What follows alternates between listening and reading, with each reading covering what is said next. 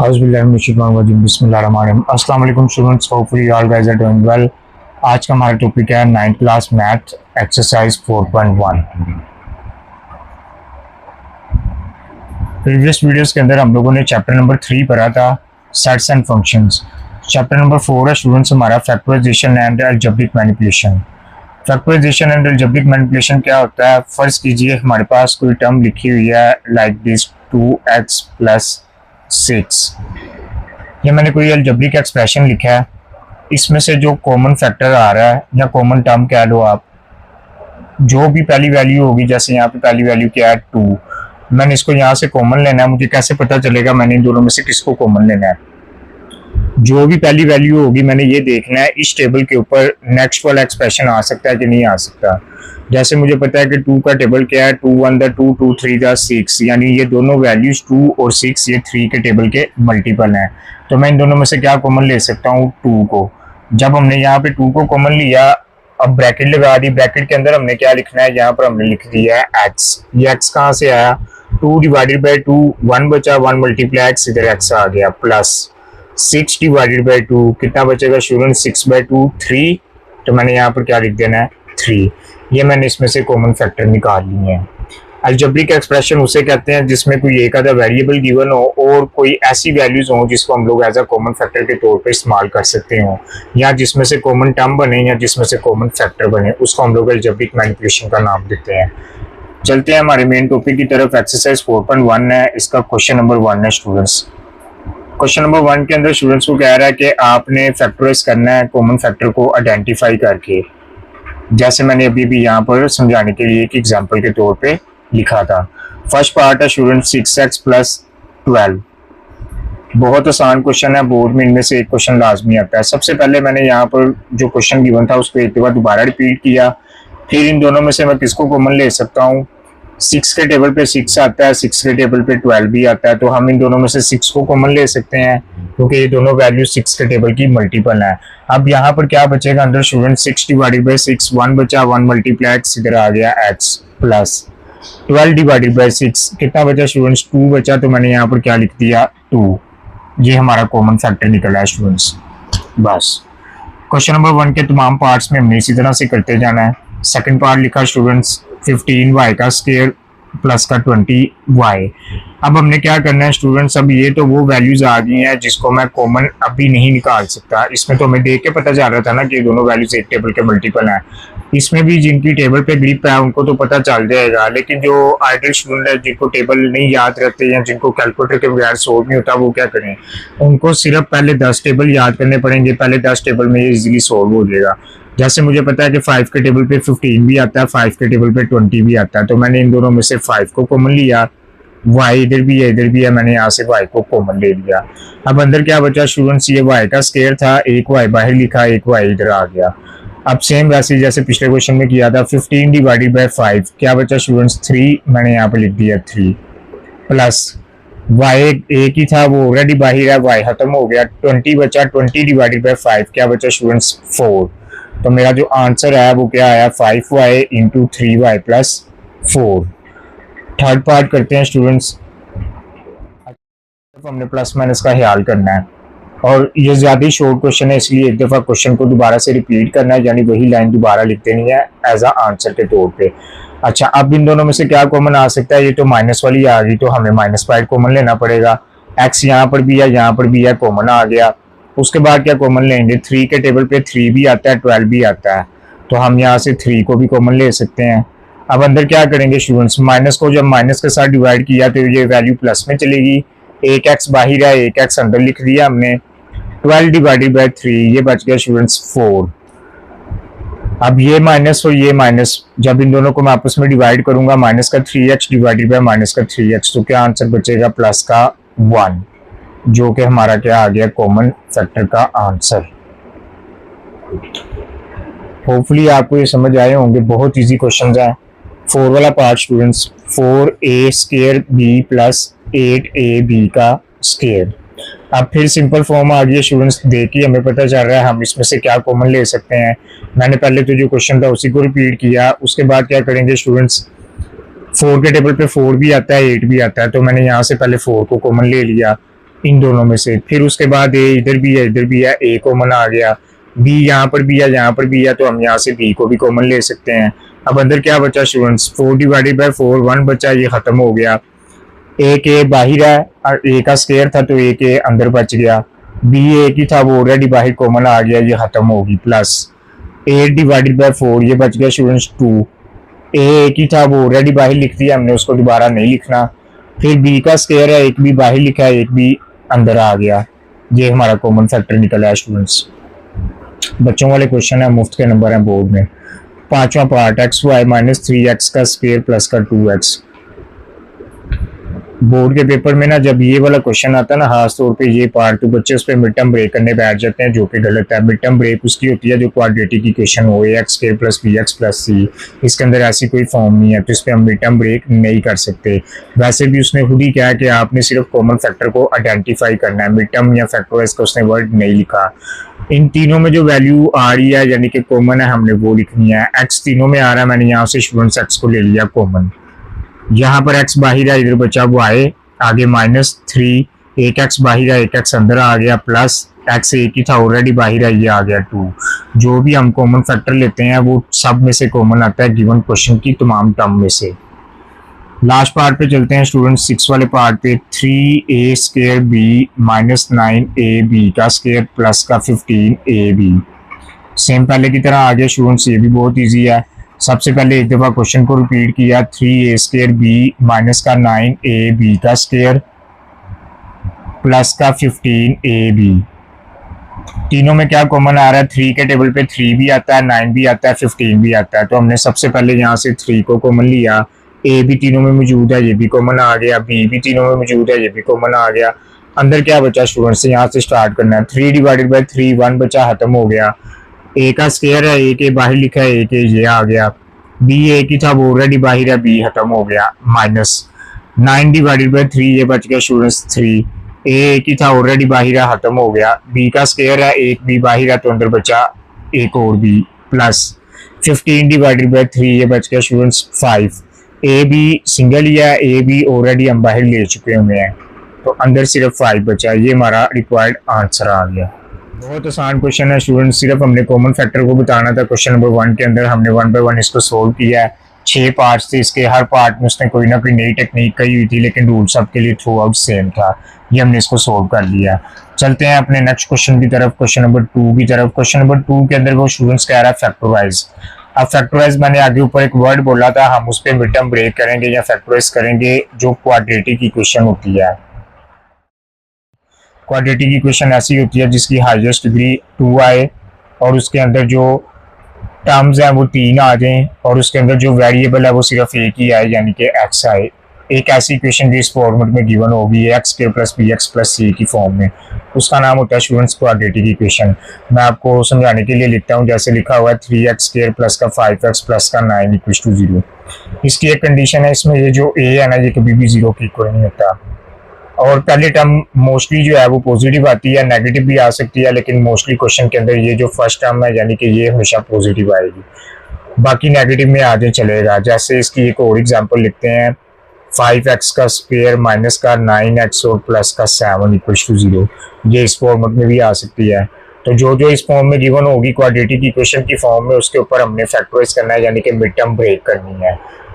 अच्छा, इसका question number 2 का जो फर्स्ट पार्ट है स्टूडेंट्स, फर्स्ट पार्ट के अंदर लिखा हुआ है 5x प्लस का 15।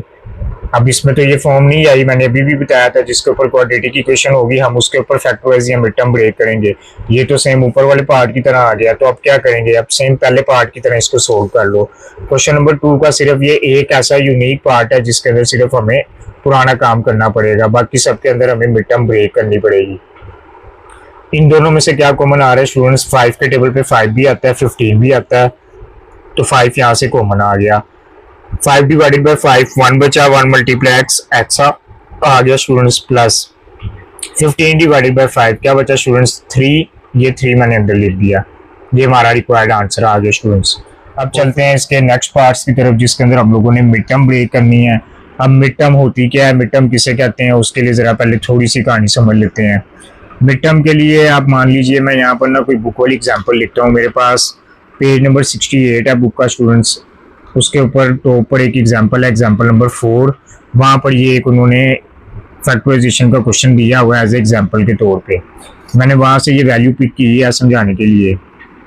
ये देखिए हमारे पास आ गया a x square plus b x plus c, same इसी फॉर्मेट के अंदर। अब हम करेंगे क्या, ये जो सेंटर वाली टर्म है, इस सेंटर वाली टर्म का नाम क्या है, मिड टर्म। मिड का मतलब होता है सेंटर वाली और टर्म, ये जो इसके अंदर वैल्यू गिवन है वो टर्म के लाइक। इस मिड टर्म को हम लोगों ने ब्रेक करना है। ब्रेक का मतलब है तोड़ना है, दो हिस्सों में तोड़ना है। यानी कि ये जो मिड टर्म आई है ना मेरे पास स्टूडेंट्स, इसके मैंने दो टोटे करने हैं, दो पार्ट्स करने हैं। फैक्टराइजेशन करने का रूल क्या है स्टूडेंट, जो हमारे पास क्वेश्चन होता है उसको हमने फर्स्ट टर्म को पहली दफ़ा एज इट इज़ लिख देना है, लास्ट टर्म को एज इट इज़ लिख देना है।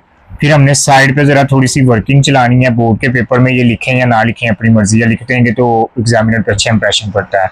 हमने करना क्या स्टूडेंट्स, इस एक्स स्क्वायर को यानी कि पहली टर्म को ए को मल्टीप्लाई करना है 14 के साथ यानी कि सी के साथ। हर क्वेश्चन में सेम फॉर्मेट है, जो भी मिड टर्म का क्वेश्चन आएगा। पहली टर्म को लास्ट के साथ मल्टीप्लाई करना है, एक्स स्क्वायर मल्टीप्लाई बाय 14। ये कितना आएगा स्टूडेंट्स, ये एज इट इज आ गया 14 एक्स का स्क्वायर। अब क्या करना है, मैंने इस आंसर को साइड पे लिख लिया। अब ये जो सेंटर वाली टर्म थी ना, जिसको आगे हमने मिड टर्म कहा था, इसके दो टोटे करने हैं, यानी इसको तोड़ना है। इसको इस तरह से तोड़ना है कि वो दो वैल्यूज आनी चाहिए जिसको मैं आपस में प्लस माइनस करूँ 9 आए, मल्टीप्लाई करूँ 14 आए। अब मुझे जरा थोड़ा सा दिमाग चलाना है कि 14 किस किस टेबल पर आ सकता है। 1 के टेबल पर आता है स्टूडेंट्स 14, 2 के टेबल पर भी आता है 14, उसके बाद 14 अपने टेबल पर भी आता है 14, 1 दा 14, फिर 7 के टेबल पे भी 14 आता है। मैं कौन से दो फैक्टर इसमें लिखूंगा, ये फैक्टर है, मैं कौन से दो फैक्टर लिखूंगा, मैंने वो दो फैक्टर लिखने हैं जो इसके नियरेस्ट होंगे, जिसको मैं आपस में प्लस माइनस करूँ 9 बने, मल्टीप्लाई करूँ 14 बने। यहाँ से स्टूडेंट्स देख के पता चल रहा है ये दो वैल्यूज हैं। 2 मल्टीप्लाई 7 जब मैं करूंगा ये आ जाएगा 14, और अगर मैं 2 प्लस 7 कर दूंगा तो वो कितना बन जाएगा 9। तो मैं यहाँ पे क्या लिखूंगा स्टूडेंट्स, अच्छा अपनी मर्जी है, आप लोग पहले जिस मर्जी फैक्टर को लिख लो। ज्यादा बेहतर यही होता है कि आप इसमें से वो वैल्यू पिक करो जो बड़ा फैक्टर हो, यानी कि बड़ी वैल्यू पहले लिखो, ताकि कॉमन लेने में आप लोगों को कोई दुश्वारी ना पेश आए। 2 और 7 बने हैं मेरे पास फैक्टर। मैंने यहाँ पे लिखा प्लस का 7x और प्लस का 2x। ये मैंने इस 9x की जगह लिख दिया, इसको जो मैंने ब्रेक करना था दो टर्म में, पहली ये आ गई दूसरी ये। उसके बाद मैंने यहाँ पे क्या लिख दिया, प्लस का 14 ये एज इट इज। ये हमने मिड टर्म को ब्रेक कर लिया। 7x प्लस 2x, मैं यहाँ पे दोबारा सोल्व करता हूँ। 7x प्लस 2x ये कितना आ गया स्टूडेंट्स 9x, बन गई मिड टर्म। और दोनों को मल्टीप्लाई करें तो 14x का स्क्वायर बनना चाहिए था। करते हैं मल्टीप्लाई, 7 2 दा 14, x मल्टीप्लाई x, ये बन गया x का स्क्वायर। तो ये हमारे पास फैक्टर बिल्कुल एक्यूरेट बने हैं। अब मैंने पहले दो में से कॉमन लेना है, बिल्कुल वैसे स्टूडेंट जैसे हम लोग यहाँ पर कॉमन लेकर आए हैं ऊपर वाले क्वेश्चंस के अंदर। पहली दो वैल्यूज में से क्या कॉमन आ रहा है स्टूडेंट्स, इन दोनों में से x कॉमन है, अंदर क्या बचा, एक x बाहर है, एक x अंदर आ गया, plus x divided by x खत्म हो गया, यहाँ पे बचा 7। अब अगले दो में से कॉमन लेना है। अगले दो में से क्या कॉमन आना चाहिए, जो भी यहाँ पे पहली टर्म होगी उसको आपने आंखें बंद करके कॉमन ले लेना है, जो भी पहली टर्म होगी।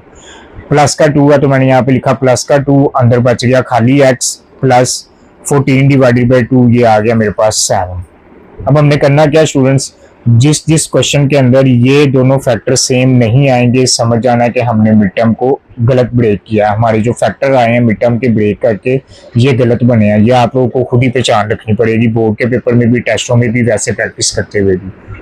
अब मुझे पता चल गया ये दोनों सेम है, इसका रूल है, अगर ये दोनों अंदर वाली टर्म सेम आ जाए इसका मतलब मेरे फैक्टर सही बने हैं। अब एक दफा मैंने ये बाहर वाला फैक्टर लिखना है x प्लस 2, और ये जो दो दफा टर्म आई है x प्लस 7, इसको मैंने एक दफा लिख देना x प्लस 7। ये हमारे रिक्वायर्ड फैक्टर आ गए x प्लस 2 और x प्लस 7। अब मैं आपको जरा बुक से भी दिखाता चलता हूँ। ये देखें बुक मेरे पास है 9th class math, page number 68। उसके ऊपर ये एग्जाम्पल थी, एग्जाम्पल नंबर 4, जिसको हमने अभी भी सॉर्ट आउट किया। ये इसके दो फैक्टर आ गए x प्लस 2 और x प्लस 7। होपफुली स्टूडेंट्स आपको ये मिड टर्म का कॉन्सेप्ट समझ आ गया होगा। अब चलते हैं अपने मेन क्वेश्चंस की तरफ। क्वेश्चन नंबर 2 का हमने फर्स्ट पार्ट किया था, अब इसके रिमेनिंग पार्ट्स देखते हैं one by one. Second part है इसका स्टूडेंट्स क्वेश्चन नंबर 2 का, x का स्क्वायर प्लस का 4x एंड प्लस का 3। अब ये तो क्वाड्रेटिक इक्वेशन है, अभी भी हम लोग क्वाड्रेटिक इक्वेशन को सोल्व करने का तरीकाकार सीख कर आए हैं। हमने सिंपल मिड टर्म ब्रेक करनी है। पहली वैल्यू मैंने बोला था एज इट इज आ जाएगी। एक दफ़ा क्वेश्चन की टर्म को दोबारा रिपीट किया, पहली टर्म एज इट इज आ गई students, last term as it is आ गई। एक्स स्क्वायर को मल्टीप्लाई किया 3 के साथ, जब मैंने एक्स स्क्वायर को 3 से मल्टीप्लाई किया आंसर आ रहा है स्टूडेंट्स 3x का स्क्वायर। अब मैंने 4x की जगह वो दो वैल्यूज लिखनी है जिसको प्लस माइनस करूँ 4 आए, मल्टीप्लाई करूँ 3 आए। हमें पता है कि 3 सिर्फ अपने टेबल पर आता है, तो मैं इसके रूट क्या बना सकता हूँ, ये देखिए स्टूडेंट्स 3x प्लस का x कितना बन गया 4x, यानी ये वाली प्लस करके मिड टर्म बन गई। और अब मैं इनको मल्टीप्लाई भी करके देखता हूँ ये 3x का स्क्वायर बन रहा है कि नहीं बन रहा। 3x multiply by x 3x का स्क्वायर, यानी मेरे फैक्टर बिल्कुल एक्यूरेट बने हैं। पहले दो में से x को कॉमन लिया, अंदर यहाँ पर एक x आ गया प्लस x खत्म, यहाँ पे बचा 3 प्लस प्रीवियस पेज के ऊपर अभी हमने सीखा था कि जो भी यहाँ पे टर्म होगी हमने उसको कॉमन लेना है। अब यहाँ पर तो कोई टर्म नहीं आई, अगले दो में से क्या कॉमन लेंगे। जब यहाँ पे वेरिएबल के साथ कोई टर्म नहीं है तो हमने प्लस का 1 लिख देना है। हमेशा +1 नहीं आएगा, जो यहाँ पे साइन होगा उसको देख के पता चलेगा। जहाँ पे प्लस है तो +1 लिखा है, अगर यहाँ माइनस होता तो मैंने यहाँ पे -1 लिखना था। ओके, अंदर क्या बचा, अंदर यही पूरी टर्म आ गई x+3, दोनों सेम है, इसका मतलब हमारा क्वेश्चन ठीक है। एक दफा बाहर वाला रूट लिखा और एक दफा अंदर वाला लिख दिया, ये हमारे दो रिक्वायर्ड आंसर आ गए। चलते हैं स्टूडेंट्स थर्ड पार्ट की तरफ। थर्ड पार्ट के अंदर क्या आ रहा है, x का स्क्वायर प्लस का 6x एंड प्लस का 8। सेम पहले की तरह स्टूडेंट्स एक दफा क्वेश्चन को रिपीट किया, पहली टर्म एज इट इज लिख दी, last term as it is लिख दी, फर्स्ट टर्म को लास्ट के साथ मल्टीप्लाई किया, x square multiply by 8 answer आ रहा है 8x का स्क्वायर। अब मुझे वो दो वैल्यूज ढूंढनी है, वो दो फैक्टर ढूंढने हैं जिसको मैं प्लस माइनस करूँ 6 आए, मल्टीप्लाई करूँ 8 आए।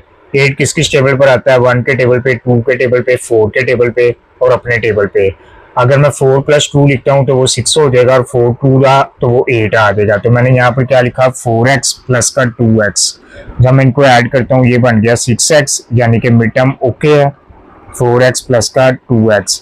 और अब मैं इनको मल्टीप्लाई भी करके दिखाता हूँ स्टूडेंट्स, 4x को जब मैं 2x से मल्टीप्लाई करूंगा 4 2 8x का स्क्वायर, ये x को मल्टीप्लाई किया तो x का स्क्वायर, यानी मैंने जो रूट बनाए हैं बिल्कुल एक्यूरेट आए हैं। अब पहले दो में से क्या कॉमन आया स्टूडेंट्स, x कॉमन आया, अंदर क्या बचा x+4 प्लस पहली टर्म मैंने कही थी कॉमन लेनी है, जहाँ पे प्लस का 2 है ये कॉमन आया, अंदर क्या बचा स्टूडेंट्स 2/2 खत्म, x+8/2 4। अब एक दफा बाहर वाली टर्म लिखो x+2 और एक दफा अंदर वाली टर्म लिख दो x+4, ये हमारा रिक्वायर्ड आंसर आ गया स्टूडेंट्स। चलते हैं इसके लास्ट पार्ट की तरफ, 4 वाला पार्ट। 4 वाला पार्ट है स्टूडेंट्स x का स्क्वायर प्लस का 4x प्लस का 4। सबसे ज्यादा मिस्टेक स्टूडेंट्स इसमें करते हैं जिसके अंदर इस तरह की आ जाए, ये दोनों वैल्यू सेम है। सेम इस सेंस में है कि यहाँ पर भी 4 है, यहाँ पर भी 4 है। अब क्या करेंगे, रूल वही है, सिर्फ थोड़ा सा दिमाग हमें एक्स्ट्रा चलाना पड़ेगा। पहली टर्म एज इट इज लिख दी, last term as it is लिख दी, वो दो टर्म जिसको आपस में प्लस माइनस करें तब भी 4 आए, मल्टीप्लाई करें तब भी 4 आए। सबसे पहले फर्स्ट टर्म को लास्ट से मल्टीप्लाई किया, ये बन गया स्टूडेंट्स 4x का स्क्वायर। अब 4 किस किस टेबल पर आता है, 1 के टेबल पे, 2 के टेबल पे और अपने टेबल पे। तो अगर मैं इसको 1 के टेबल पे करूं तो उसको मैं प्लस माइनस करूं तो वो 4 नहीं बन सकता, मुझे क्या करना पड़ेगा, मैं यहाँ पे लिख सकता हूँ स्टूडेंट्स 2x + 2x, 2 + 2 4, और जब मैं इसको मल्टीप्लाई करूंगा 2x मल्टीप्लाई बाई 2x तो 2 2 4x का स्क्वायर। ये दोनों टर्म अलग अलग हैं, सबने ध्यान रखना है। ये प्लस हो तो x एक दफा आता है, मल्टीप्लाई हो तो फिर x का स्क्वायर बन जाता है, यानी इसके रूट क्या बने, प्लस का 2x और प्लस का 2x। 2 + 2 4 और 2 2 4x का स्क्वायर, जब मैं x को साथ इंक्लूड करूंगा। पहली दो में से x कॉमन आया स्टूडेंट्स, अंदर सेम वही x+2, फिर रूल के मुताबिक अगली दो में से पहली टर्म कॉमन 2, अंदर बचा x+4/2 2। एक दफा बाहर वाली टर्म लिखी स्टूडेंट्स x+2, एक दफा अंदर वाली टर्म लिखी x+2। अब ये तो दोनों सेम आ गए हैं, पिछले किसी पार्ट के अंदर ऐसा नहीं हुआ सेम नहीं आया। जिसमें सेम आ जाएगा, बेस सेम है तो हम इनकी पावर को ऐड कर सकते हैं। इसकी पावर कुछ नहीं है तो 1, इसकी पावर कुछ नहीं है तो 1, तो 1 + 1 2, यानी कि x+2 का स्क्वायर। ये हमारे रिक्वायर्ड आंसर आ गए स्टूडेंट्स। बहुत इंटरेस्टिंग टॉपिक है, होपफुली आपको समझ आए होंगे। जल्दी से एक दफा दोबारा ओवरव्यू करते हैं। 4.1 एक्सरसाइज आज हमने स्टार्ट की थी, जिसके अंदर हमने फैक्टराइजेशन और अलजेब्रिक मैनिपुलेशन के बारे में पढ़ा। सबसे पहले हमने पढ़ा कि अलजेब्रिक मैनिपुलेशन क्या होती है, जिसके अंदर कोई ऐसी टर्म या कोई ऐसी वैल्यू जो एक्सप्रेशन की फॉर्म में गिवन हो जिसमें से हम लोग कोई फैक्टर या कोई टर्म को कॉमन रख सकते हो, वो उसके कॉमन फैक्टर कहलाते हैं। क्वेश्चन नंबर 1 के अंदर उसने कहा था आपने इसको आइडेंटिफाई करना है बाय कॉमन फैक्टर, हमने इन सबके कॉमन फैक्टर निकाले। क्वेश्चन नंबर 2 के अंदर उसने कहा था फैक्टराइज करो। फैक्टराइज किसकी होती है? जो क्वाड्रेटिक इक्वेशन की फॉर्म में होता है क्वेश्चन। फैक्टराइज के लिए इसका जो फर्स्ट पार्ट था उसके अंदर तो क्वाड्रेटिक इक्वेशन की फॉर्म नहीं थी, तो उसको हमने पिछले क्वेश्चन की तरह कॉमन फैक्टर के तौर पे सोल्व किया।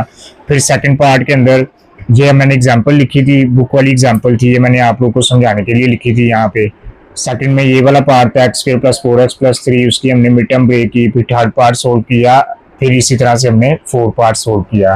तो ये हमारे पहले 2 क्वेश्चन हो गए 4.1 के। होपफुली आपको समझ आया होगा बहुत अच्छी तरीके से। वीडियो को लाइक करें, चैनल को सब्सक्राइब करें, शेयर करें और बेल आइकन को लाजमी दबाएं ताकि जो नई वीडियोस आती हैं आप लोग को उसके बारे में पता चल सके। और मिलते हैं नेक्स्ट वीडियो के अंदर क्वेश्चन नंबर 3 और 4 के साथ। नेक्स्ट वीडियो में हम इंशाल्लाह 4.1 एक्सरसाइज के क्वेश्चन नंबर 3 और 4 को सोल्व करेंगे। अब तक के लिए इतना ही। अपना बहुत सारा ख्याल रखें। अल्लाह हाफिज़।